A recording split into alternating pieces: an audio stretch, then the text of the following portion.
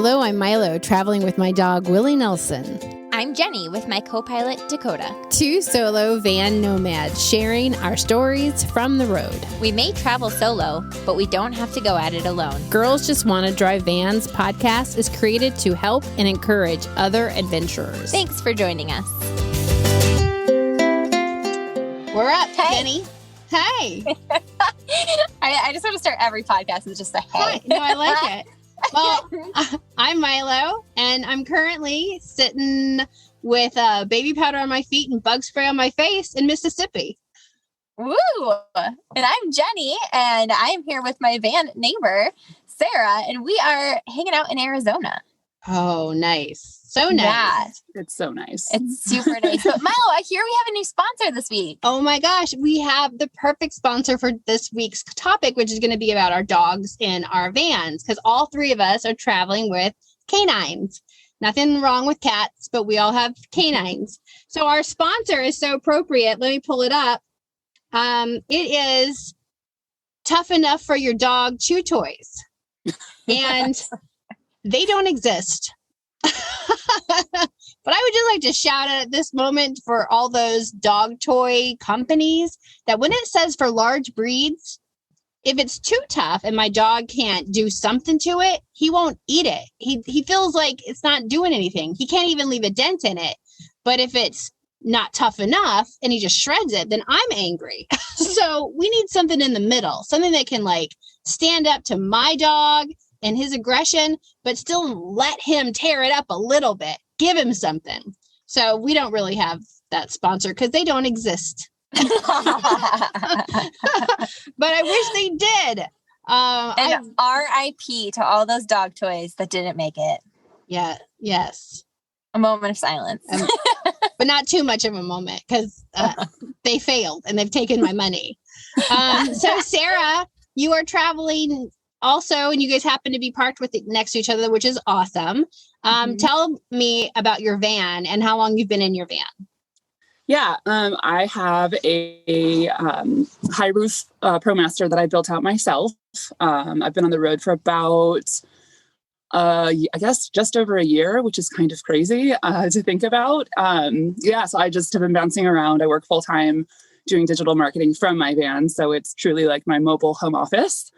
And so it's been a wild year with COVID, but I absolutely love it. And it's so much fun to meet people like this on the road. That's how Jenny and I met. We were on the road. So tell me about your dog. Yeah. So he's a COVID baby. I fostered a different dog in the summer because I just was getting a lot lonely, really, really isolated. And when I gave the foster dog back up, I adopted Banjo. He is 9 or 10 months. He's a rescue, so I'm not entirely sure. And he's a total mixed.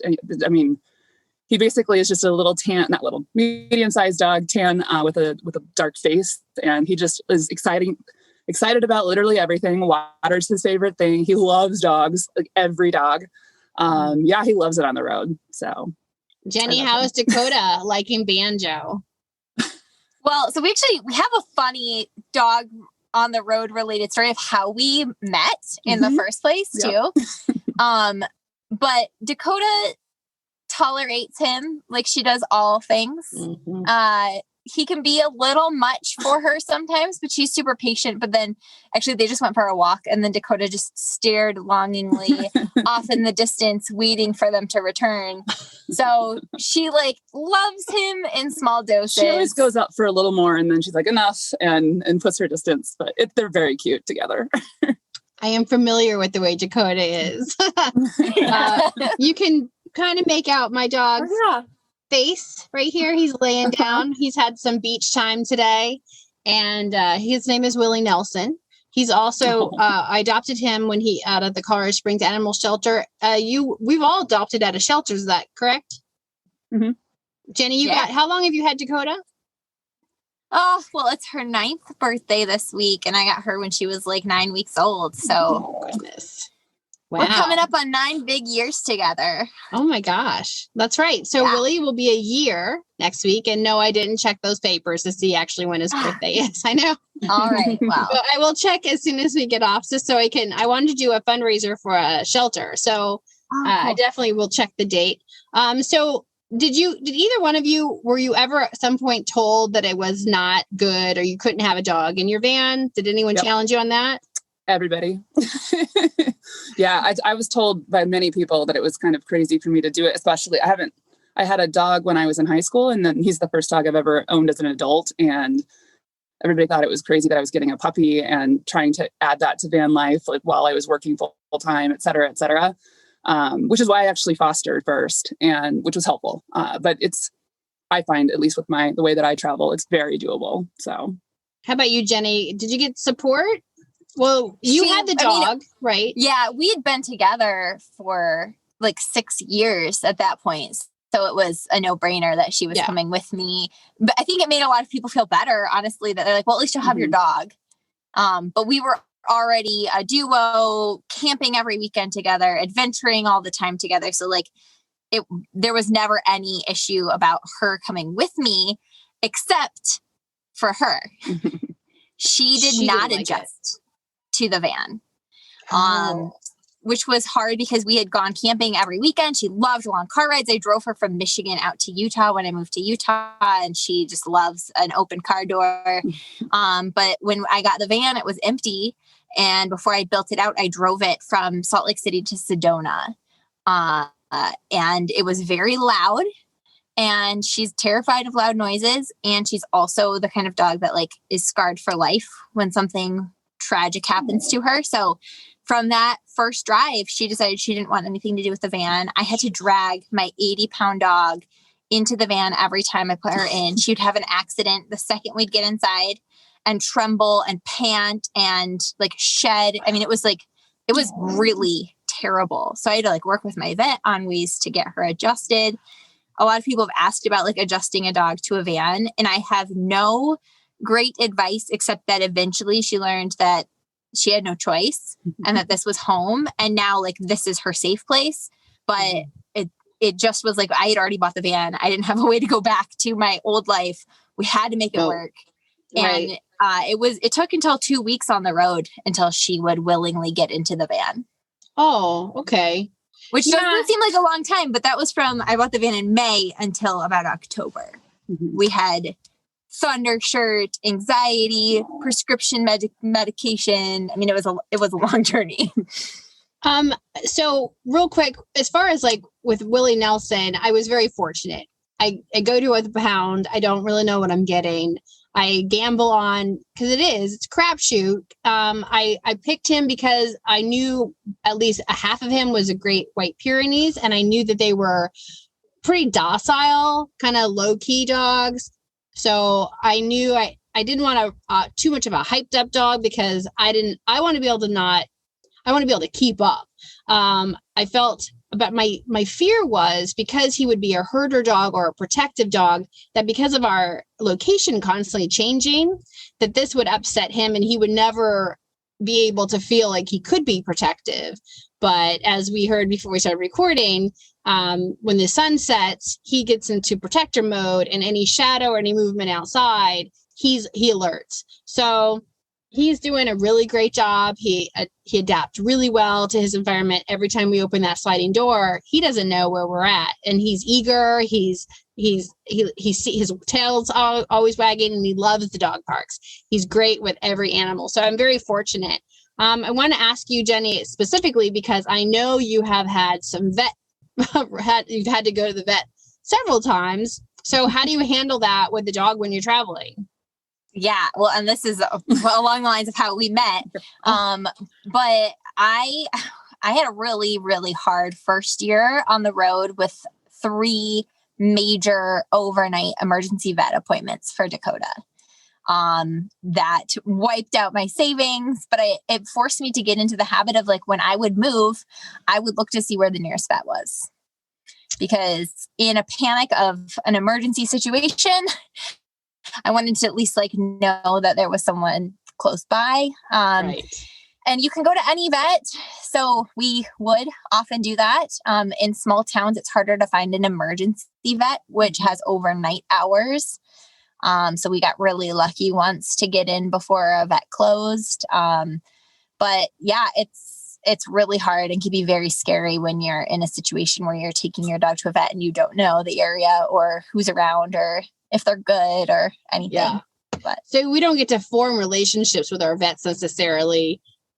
And unless you happen to keep going back to the same one, they're not like our personal doctors where we'll make a trip to go back annually to go visit. The vet is usually, I have an emergency, I'm taking my dog to the vet, right? And we're not like lining up to go to the vet. So Sarah, you also had your dog at the vet often or? Not often. I've had 2 major things happen. And I mean, I've only had him for 4 or 5 months now, so not too long. But the first like official, because I kept him in Colorado when I got him in kind of near the Boulder area just to make sure that everything was going to be good with the van and everything. And then when we finally got on the road officially, the first night out, I thought he ate something. He was just acting really funky and was kind of like stumbling. And I like didn't know what was going on. I was still getting to know him. And so I ended up having to take him to the ER. And I was posting about it on Instagram. It turned out he likely ate weed poop. I knew it. Yeah. And she reached out where you connected. Yeah. And so we like bonded over that and ended up meeting. And the second more recent time, and this was like a serious one, we were just on BLM, which I know like van people tend to spend a lot of time out there. And so you kind of, you see like everything in terms of dogs out here. And I was walking him on leash because we're training. And we were just walking down this road. It was actually the next campsite over. And there were 2 off-leash dogs and nobody was around. They were in their campers. And the dogs came up to us and one of them totally unprovoked, like violently attacked him. And he had bites all over, but 2 really bad ones, one of which actually went through to his muscle on his leg. And I, like what she was saying earlier, I didn't know the area. I was an hour away from the nearest vet. And there was one vet that could get me in like ER style. And so it was an hour away, like I said. And so I just had to like sprint there. Like I knew he was going to be okay, but he was very, very, very injured. So he had to get stitches. We had to do the donut, like the whole thing. And that's a whole journey when you're in a van. And so, yeah, it was scary. And it was definitely a reminder that I don't live in a house. Like this sort of thing just completely disrupted my entire life. So I ended up having to spend 5 days at a hotel just for his sake, trying to recover. And so, yes, I don't have many vet trips, but I've had a couple. That's a major. In a very short period of time. That's a major. And actually that was a concern of mine that came up today when I was thinking about how different our lives are, the way I'm traveling and the way I'm choosing to travel and the way you ladies are going like on BLM land. So there's a beauty to it. You have the freedom to park where you land, right? You find a spot, you're there, that's your site, right? You walk your dog, you go for hikes. The world is right there at your back door. I guess the negative to that is the fact that it's to anybody else can do the same thing, regardless of their habits or care. So what happened to the dogs that attacked the dog, especially that attacked your dog and those people? Did anything happen? Oh, it was a horrible, the way it all went down was awful. I don't have enough time to explain all of it, but they were terrible owners and they basically downplayed it. They told me that my dog was okay. They told me it was worse than it sounded. And they barely had control over the dog. Like one guy grabbed it and then released it when the other person was calling it. So it was still not on leash. It wasn't being controlled. I didn't feel safe. And so I know you're supposed to get the information, but I just wanted to get out of there. I was just worried about getting attacked myself or Banjo getting attacked further. So I ended up taking him to the vet. I came back to confront them and they had left. They had just gotten there. Of course they had left. Of course they had left. Yeah. So it was basically like the worst case scenario in terms of just owners being responsible. And so what I've learned from that is that as a dog owner in a van and traveling constantly, you have to be like beyond hyper vigilant and just so aware of your surroundings and just not trust that, the other owner is going to be a good owner or sure, or have any control over their dog. And so I learned a lot from that Yeah. whole situation, but Banjo's okay though. Like he's awesome. He's not scared of dogs. So I dodged a bullet there. But it was traumatic, probably more so for me than him, but it was absolutely. But Jenny, even you had, because Dakota is kind of scavengeristic as far as opportunistic, right? So that's what landed you into that. Yeah, the first time that was the guess. The first time she ended up with pancreatitis, which is often caused by eating fatty foods. Now she doesn't get any table scraps. What had happened before all of this was that we had gone mountain biking. That's all I knew. And then she was like very, very sick. So my best guess is she picked something up on the trail, but we'll never really know. Right. The second time, same thing. Like, don't know what happened. It wasn't pancreatitis, but it was still like, did she eat something? She does just scavenge. And then the third time was because our best guess is she ate a rotting crawfish. And so, yeah, it's her own doing. She's got a death wish or something. But that's just it. It's our job to protect them. They rely on us for that. So, and we can only do our best with our environment too, right? So people who don't bury their own feces and their potheads, right? Or any drug they ingest, if they leave their feces out, then my dog comes around going, well, that's interesting smell. And I can't see him in that second scoop that up into his mouth. Like when you go in to take something like that out of your dog's mouth because you're desperate to. Nothing I thought I would ever do ever. But, after I heard what you had gone through, I am vigilant on what he's sniffing. Like if he locks in on something, I'm on top of him going, don't you put that in your mouth. Yep. Don't you? Right. We have to. And because of my dog was not attacked, but we were arriving late back to our camp, BLM land, Colorado. Another group had arrived and they had parked pretty close, but regardless, they had 5 dogs that they let pop out of those trucks and just go while they were setting up camp. So I show up to my van and there's a dog at my van because my dog's treats and I don't know, his toys, not even his treats, but his ball and toys were sitting on there because we'd gone for a walk and it's like having a toddler. I mean, my friend in my van is usually like a 2-year-old is out there been playing, right? So, toys shredded because they don't stand up. And so, but yeah. And I was like calling out, like, whose dog is this? And is it an okay dog? Like my hackles went up and he's like, oh, good, a dog. And I'm like, I don't know. This is a stranger. Willie, it's a stranger.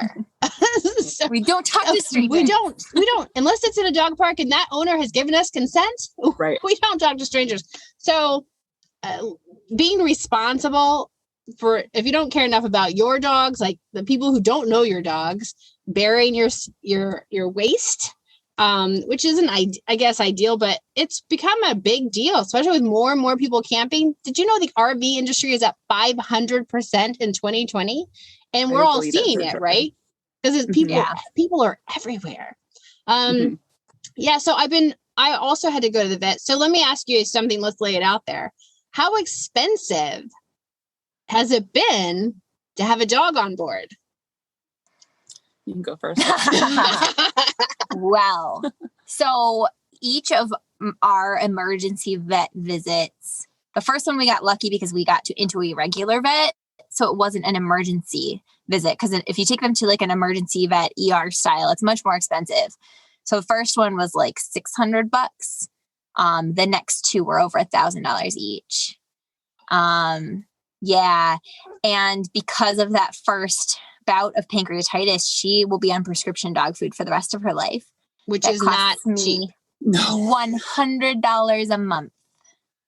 So if anyone would like to sponsor my dog, I would gladly take you up on it.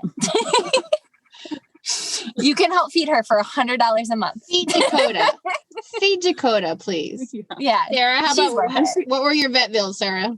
I actually was really lucky with both. I assumed especially the attack was going to be really bad, but both of them were, I think, just over $200. Okay. But with the attack, like I said, one of the costs was I had to take a day off of work I spent 5 nights at a hotel. And so I would argue that was the cost of that. That's a cost. In addition to the vet bill, that, yeah, like it was for the good of him. He could not walk around or even jump into my van because of the cone. And I was like, I'm not going to force you to stay in this van because this is my choice. And so I think there's like some hidden costs that you wouldn't really think about not living in a van and traveling around, that for him, it was like, I had to do it because like he was injured and had a traumatic day. And so, yes, luckily, I mean, I know the time will come that I will have that awful vet bill, but mine have been pretty minimal. But he again, eats just normal puppy food. But you had the hotel and loss of work, which was not cheap. So you're still, if I'm doing the math right, which I'm sure I am, you're close to $1,000 for that. It was, incident. That day, that whole experience definitely cost me at least $1,000 once it was all said and done. Because I also had to drive all over the state of Arizona because I was not anywhere near. So it was to the vet, back, and then packed up my stuff, drove to Tucson, so there was a lot. It was a very expensive week of my life. Well, I think we're all part of these groups on different group chat rooms. And a lot of people ask like, well, how much, they're thinking they're going to save money. And in some cases you do when you don't have rent because you've got your car insurance. But the one thing I'd say for people who are considering doing this lifestyle and they have even more than one animal, or if they got a couple cats or they got a couple dogs, that is an expense they need to budget into their life. And they need to have an emergency fund for the animal. We went to a dog park. I feel this is where he got it. And he got Giardia. There was a big lake pond in the middle of it. And I wasn't thinking about him going down there and drinking the water. But of course he did. He's running. They're all hot. It was a hot day. And within a few weeks later, we were definitely at the vet. He was pretty sick. So I got lucky with the medication. And again, we're on now a gentle gut food. And we're going to stay there for a while because we've had some gut problems ever since we came home from the pound. I like to call it the lockup. So now his dog food, again, it is expensive. The vet bill I've been to the vet 3 times because of gut issues. Moab, and then twice in Florida. So I've been to that same Moab vet. They were a really nice vet in Moab. Moab, and then Tampa, and then Orlando. And so he got the Giardia while I got tested for Giardia in Tampa, and then he was cleared of the Giardia in Orlando. And but again, the flea treatment, the heart guard, it's just all of it. It's expensive. And now I'm thinking about getting him a DNA test because I'm curious about what he is. I did it. I already did that. And it's so fun. You should. Yeah. It was shocking. He's not what I thought he was. And so, it was fun. Maybe we'll and do also that. The one that I got, you could upgrade, and it talked a little bit about his genetics and some like watch out areas health-wise, just based on the kind of breakdown. It was really, it was awesome. I'm glad I did it. Highly recommended. And Jenny, what about Dakota? Do you know what she is? I have no idea. And part of me is like, we've made it 9 years without knowing. It's kind of fun to just never know. She'll just always be a mystery mutt. But there's a little part of me that's like, she seems Rhodesian Ridgeback. I would love to know. But then I also feel like if I get it back and it's like, no, she's got none of that, then I'll be like almost disappointed. I don't know. I've been living a lie her whole life. Oh my gosh. Okay. Well, do you have any advice, Jenny, for anybody coming on the road with a dog or a cat or a ferret? Yeah. Well, and I guess my advice would be around like, if you've already got the dog and you're deciding, or the cat, and you're deciding you're going to live on the road, like they need to come first. So like my back was against the wall. Dakota hated the van. There was no turning back and leaving van life for her. But it was like, I was doing everything in my power to make it okay for her. And a lot of people will ask like, well, how do you manage a dog if it's too hot? Or how do you manage a dog if it's too cold? And it's like, you can't be where it's too hot or too cold. That's you don't have that choice anymore. You just do. Yeah. Like your job is to keep your family member alive. Mm-hmm. So you've got to work your activities around that pet. But for the people who want to get on the road and want to get a dog to go on the road with them, like I've seen a lot of people who are like, I want to go by myself, but I'm scared. So I'm thinking of also getting a dog. You got to do one or the other to start. Mm-hmm. Yeah. You don't want to introduce, like, it is hard enough to learn how to live in a van by yourself. To have to learn how to live in a van and get used to a new family member. I would definitely not recommend doing those at the same time. Can you see the lightning storm? Lightning? Yeah. I saw the lightning. Yeah. I'm like, there's a storm coming. There's a storm coming. That's excellent advice. I was on the road for several months before I decided, like you, Sarah, the loneliness. I hate to say that because I don't want to say I got a dog out of loneliness. I got a dog because I met enough people that showed me that they can make it work, like Jenny. I'd met Jenny, I'd met Bethany, I'd met the other couple that we met while we were up in Colorado. Everyone had these dogs and they were well trained. It's the thunder. I'm sorry. It's okay. I know. Look at him. So anyway, well, we'll wrap it up because the storm is coming. Sarah, thank you so much for the surprise visit. This is great, Jenny. Thank you so much. Our next week, we're going to talk about how we downsize to get into the van. And we're going to talk about the differences between what Jenny and I carry as women in our vans and what guys carry in their vans. That's next week. Can't wait. Can't wait. Thank you so much. Thanks, Sarah. I hope to meet you someday in person. Yeah, of Jenny, course. stay safe, and I'll talk to you next Monday. You too. Bye. Thanks for listening. Coming soon, you will be able to subscribe to receive our newsletter, which will include links to our campsites, items we carry on our vans, and photos from our journey. You can also catch Jenny on her podcast, Adventures from the Van. Or tune in to Milo's podcast at Milo Talks. Thanks for listening, and just go do and see everything you can in a safe way.